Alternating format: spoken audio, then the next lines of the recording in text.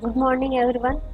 आज हम जावा के इंटरव्यू बेसिस क्वेश्चन पूछने जा रहे हैं जो मोस्ट ऑफ द फ्रेशर्स को यही क्वेश्चन पूछे जाते हैं एज ए कॉन्फिडेंस चेक करने के लिए कि उसको स्किल के अंदर कितना कॉन्फिडेंट है और वो कैसे एक्सप्लेन करता है सिचुएशन को। बस उसी के रिगार्डिंग होता है फ्रेशर्स का इंटरव्यू। तो most of the interview basic ही पूछते हैं कि why Java is not 100% object oriented, मतलब जावा 100% ऑब्जेक्ट ओरिएंटेड प्रोग्रामिंग क्यों नहीं है। तो उसको हम अपनी लैंग्वेज में बता सकते हैं, because of the primitive data type namely. तो उसमें होता है boolean, byte, character, integer, float, double, long, shorts, ये सारे होते हैं primitive data type. To make them object oriented we have wrapper classes, मतलब object oriented we have wrapper classes which actual wrap the primitive data type into object of that class का, मतलब wrap the primitive data type into the object of that class का। और second question हम ये हो सकता है कि why pointer are not used in Java, मतलब पॉइंटर जावा के अंदर यूज क्यों नहीं किया जाता है। इसका हम बेसिकली यही आंसर दे सकते हैं, they are unsafe. Pointer are unsafe क्योंकि उसके मेमोरीज का एड्रेस हमें हम पता होता है, इसलिए हैकर हैक कर सकते हैं। सेकंड है कि they are unsafe increase the complexity of program and since Java is known for its simplicity of code, adding the concept of pointer will be contradiction। मतलब सेकंड है कि increase the complexity of program and since Java is known for its simplicity of code, adding the concept of pointer will be contradicting होता है। और third point काफी important होता है, since JVM is responsible for implicit memories allocation laws is order to avoid direct access to memory by the user, pointer are discouraged in java। ये तो हो गया पॉइंटर का। थर्ड है what is JIT compiler in Java. JIT का compiler क्या होता है, तो सबसे पहले कि जावा सोर्स कोड हम ये करते हैं अपने इस पे सॉफ्टवेयर, फिर उस पर जेडीके एक्सेस करता है डॉट एक्सेस फाइल से, फिर उसका बाइट कोड देता है जेआरई फाइल। तो ये जो प्रोसेस होती है इंटरप्रिटेट करता है जेआईटी कंपाइलर, मतलब इंटरप्रिटर और कंपाइलर दोनों होता है, जेआरई के अंदर होता है। तो ये सब प्रोसेस को बोलते हैं हम आई जेड आई जेटीआई बोल। फिर at the end of machine code में चला जाता है। सबसे पहले सोर्स प्रोग्राम होता है, वो जेडीके फाइल में जाता है, JDK file dot access dot class के नाम से डॉट ईएक्सी, फिर बाइट कोड्स में जाके इंटरप्रीट और कंपाइल करने के बाद जेआरई फाइल मशीन कोड में कन्वर्ट करती है। और फिर फोर्थ क्वेश्चन है कि why is string is imitated is, मतलब ये बोल रहा है कि why is string is immutable in Java. अपनी स्ट्रिंग इमिटेबल क्यों होती है जावा के अंदर, तो इसका फर्स्ट होगा string pool require string to be immutable, otherwise shared reference can be change from everyone. क्यों ये क्यों होती है इम्यूटेबल, क्योंकि अगर string pool required string to be immutable, otherwise share reference can be change from anywhere. फिर second point उसमें ये बोल सकते हैं security because string is shared on different area like file system,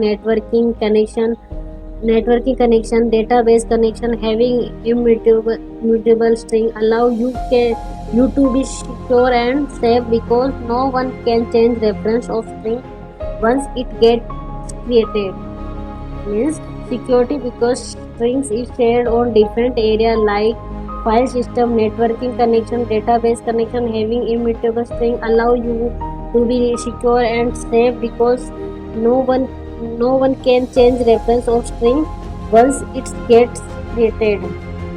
अब हम फिफ्थ क्वेश्चन पढ़ रहे हैं what is marker interface. Marker interface क्या होता है। Marker interface can be defined as a interface having no data member and member function. in simpler term an empty interface is called as a marker interface। इसके दो example होते हैं serialisable and कंसोलेबल। Serialisable और consolable ये इसके marker interface के example हैं। Marker मतलब इजी लैंग्वेज में बोल सकते हैं कि interface having no data member and member function, और एन एम्प्टी इंटरफेस उसको हम मार्कर इंटरफेस बोल सकते हैं। और अभी सिक्स क्वेश्चन है can you overriding a private or statics method in Java. मतलब can you overriding a private or statics method in Java.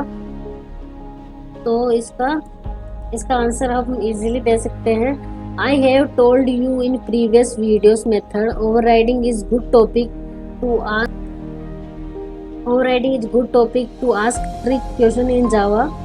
इसका फर्स्ट होता है you can not overriding a private और स्टैटिक मेथड इन जावा।